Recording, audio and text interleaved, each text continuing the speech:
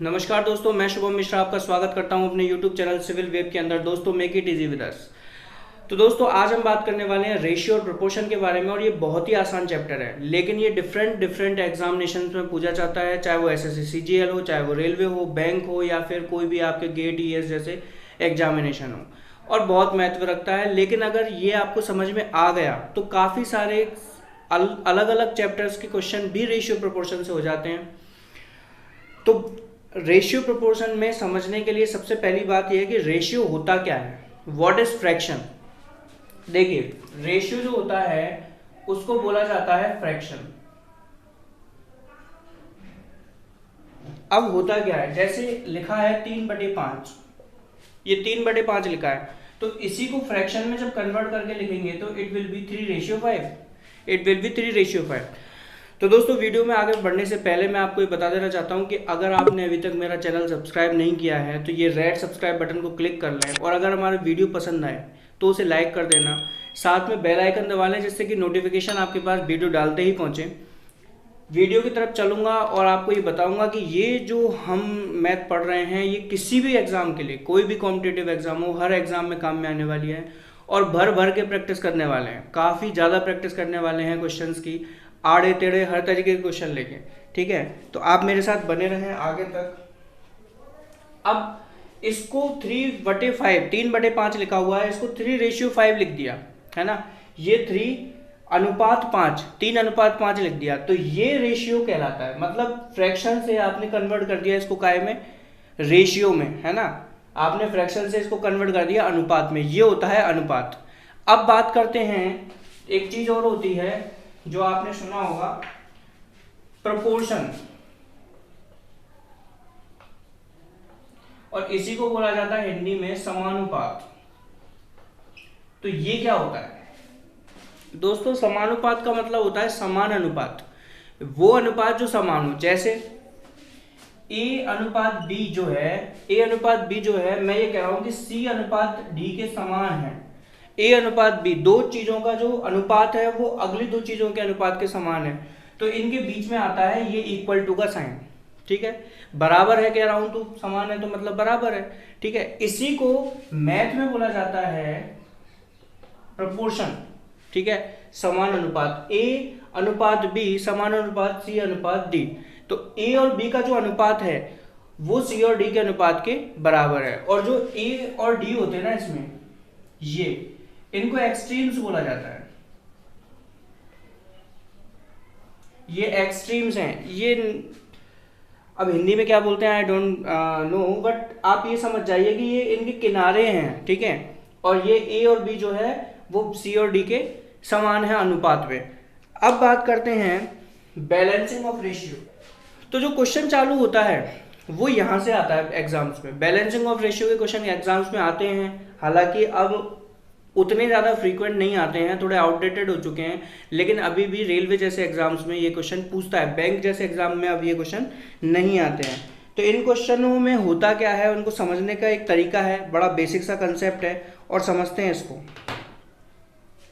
तो देखिए, क्वेश्चन दिखा है A/B इज इक्वल्स टू 4:5 और B/C is equals to 6:4। Then find A/B/C। Question कह रहा है, हिंदी और इंग्लिश दोनों वाले देख लो, A/B 4:5 है और B/C 6:4 है, तो वो पूछ रहा है A/B/C क्या है। बड़ा ट्रेंडिंग सा क्वेश्चन है ये, बहुत बार पूछा गया है, अलग अलग एग्जाम्स में पूछा जाता है इस तरीके का क्वेश्चन। ठीक है, तो देखिए करने का तरीका क्या होता है। सबसे पहले हम समझेंगे कि वे क्या है। तो आप सबसे पहले लिखिए जो लिखा हुआ है, A/B/C पूछा है आपसे, यही पूछा है आपसे। तो आपके पास A अनुपात है कितना, 4, लेकिन B का अनुपात 5 भी है और 6 भी है। देखिए, यहाँ पे B अनुपात का मतलब 5 है और यहाँ पे B अनुपात का मतलब 6 है। इसका मतलब आपके पास 2 B अनुपात हैं, एक का मतलब 5 है, दूसरे का मतलब 6 है, और C अनुपात का मतलब 4 है। आपने इसको ऐसा का ऐसा एज इट इज लिख लिया। ठीक है, A/B अनुपात B/C।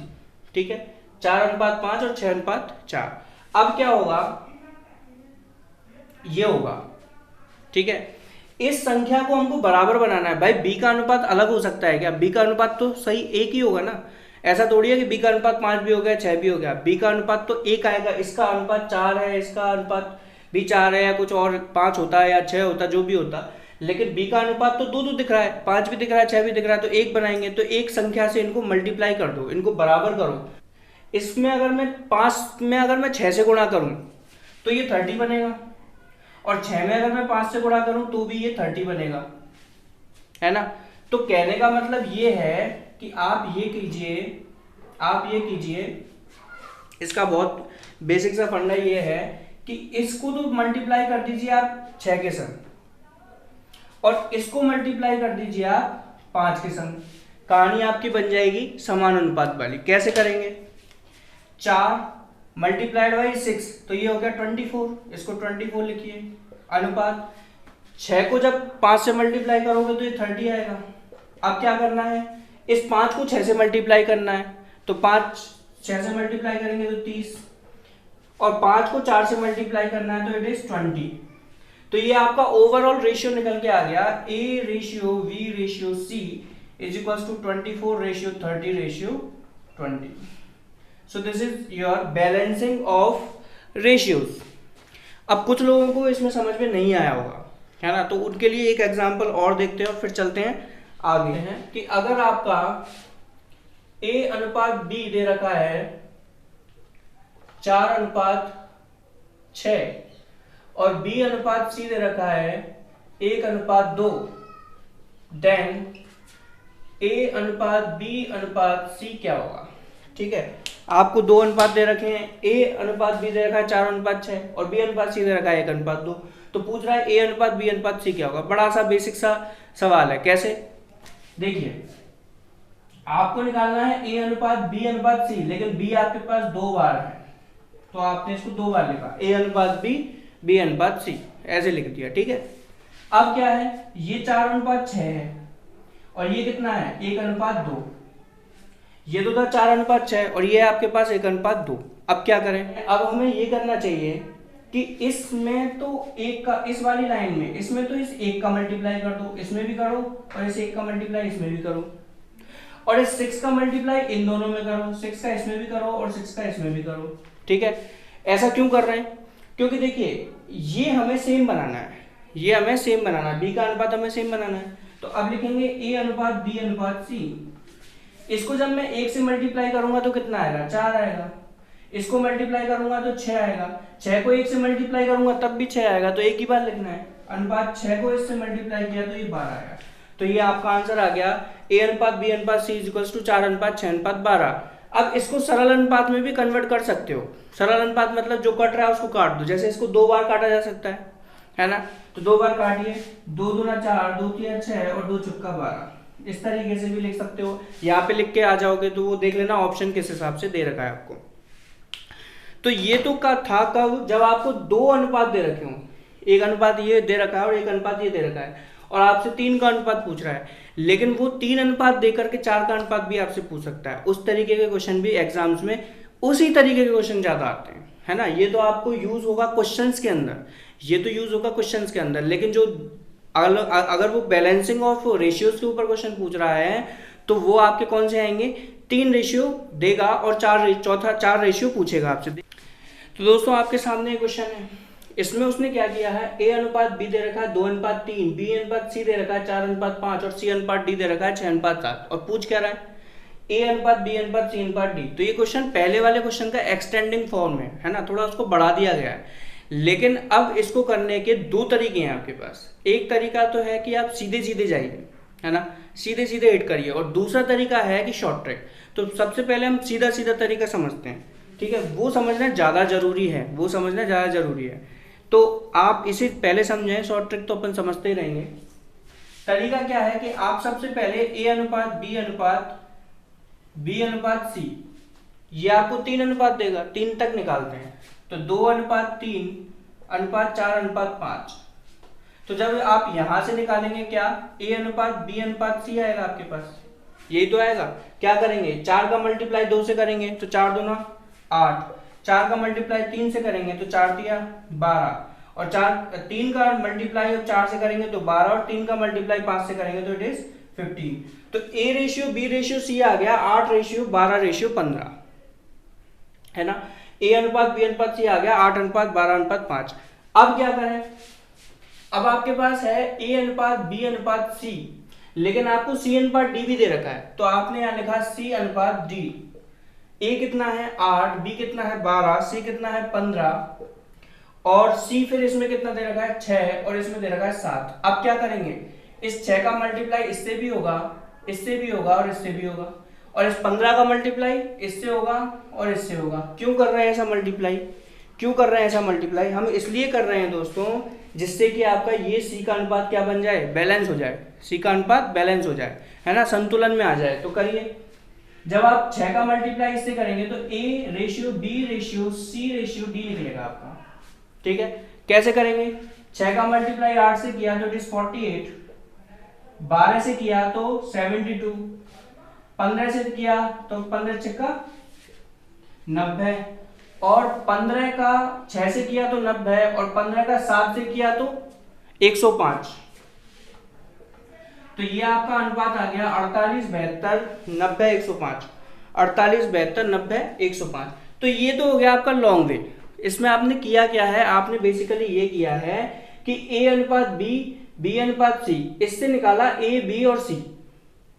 क्या किया था, जो पहले अब तक करते आ रहे थे बिल्कुल वैसे कर लिया। फिर इसके बाद आपके पास सी अनुपात डी और दे रखा है, तो इसको बैलेंस करने के लिए आपने सी और डी को लिख दिया। बैलेंस करना है आपको ये, तो क्या करोगे, इस 6 को उठाओगे, इस साइड सबसे मल्टीप्लाई करोगे, फिर इस 15 को उठाओगे और इस साइड सबसे मल्टीप्लाई करोगे और उसको लिख दोगे ए अनुपात बी अनुपात सी अनुपात डी। ये तो हो गया आपका ट्रेडिशनल वे, है ना, जो आपका तरीका कहता है। अब चलते हैं शॉर्ट ट्रिक के थ्रू। शॉर्ट क्वेश्चन आपकी स्क्रीन पे आ रहा होगा, क्वेश्चन मैंने गलती से मिटा दिया था, वो स्क्रीन पे आ रहा होगा। आपसे पूछा है ए अनुपात बी अनुपात सी अनुपात डी, तो आप इसे इसी फॉर्म में सबसे पहले लिख लो। जिस फॉर्म में आपसे क्वेश्चन पूछा है उसी फॉर्म में आप क्वेश्चन को लिख लो। आपने लिख लिया। अब क्या करना है, आपको दे रखा है ए अनुपात बी इज इक्वल टू 2:3, तो ए और बी कितना है 2:3। इसके बाद बी और सी का रेशियो दे रखा है और बी और सी का रेशियो है 4:5। तो देखो बी के नीचे बी आ गया और सी आ गया इसके सामने, यही होगा ना, बी रेशियो सी को बी के नीचे लिखा और सी के नीचे आ गया। इसके बाद सी रेशियो डी पूछा है, दैट इज 6:7। और अब आपसे पूछा है A ratio B ratio C ratio D क्या होगा। तो देखिए एक तरीका याद रखिए कि ए का रेशियो निकालने के लिए ये सामने जितना भी है ना इसका मल्टीप्लाई कर दो, आपस में इनको मल्टीप्लाई कर दो, यहां से आएगा ए का रेशियो, ठीक है। ऐसे ही डी का रेशियो निकालने के लिए, एक्सट्रीम बोला था ना मैंने, ए एक्सट्रीम को निकालने का ये तरीका हो गया, और डी को निकालने का तरीका क्या है, 3 का और 5 का और 7 का, इनका आपस में मल्टीप्लाई करके यहां लिख दो, वो आ गया ए और डी। तो चलिए करते हैं, 4 छक्का 24, 24 दूना 48, तो ये आ गया ए 48। और यहां पे बात करें डी की तो 5 7 35, 35 दिया 105, ये 105 आ गया आपका यहाँ पे, ठीक है। अब बी का रेशियो लिखना है, तो बी का रेशियो लिखने के लिए आप क्या करेंगे, 3 और 4 को मल्टीप्लाई करेंगे, 4 और 6 को मल्टीप्लाई करेंगे, 3 4 और 6 को मल्टीप्लाई कर देंगे। तो यहाँ पे लिखो 6 चौका 24, 24 दिया 72। फिर इधर सी का लिखने के लिए 3 और 5 को मल्टीप्लाई करेंगे और 5 और 6 को मल्टीप्लाई करेंगे, तो 5 दिया 15, 15 छक्का 90। तो ये हो गया आपका 48 72 90 105। It is very basic. बस आपको क्या याद रखना है, आपको याद रखना है ये जो डायग्राम दे रखा है वो। एक क्वेश्चन और लेते हैं जो इसी शॉर्ट ट्रिक से निपटाएंगे। लॉन्ग मेथड तो कुछ है ही नहीं, वो तो आपको आ ही गया होगा। तो देखिए क्वेश्चन आपकी स्क्रीन पे आ रहा होगा दोस्तों,